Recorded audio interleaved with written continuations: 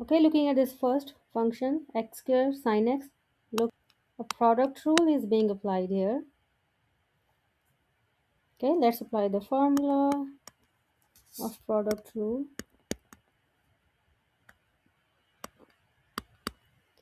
Which is simply a times derivative of b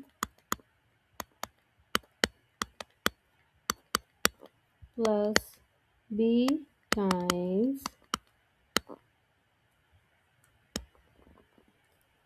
derivative of a, which is x square. So x square, derivative of sin x is cosine x plus sin x. Derivative of x square is 2 of x.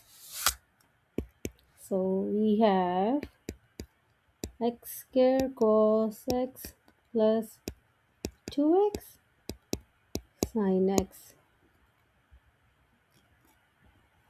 Okay, look at this function.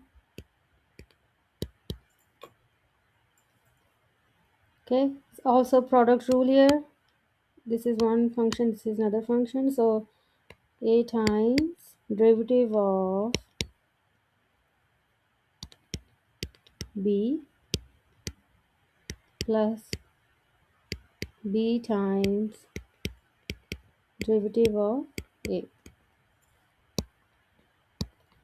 Derivative of this is co x, that means negative of sin x plus cosine x times derivative of ex. This is exponential, natural exponential function. It's simply e to the x. This is, you can take e to the x common if you want, then it's simply negative sin x plus cosine x. And here is your answer. Thanks for watching.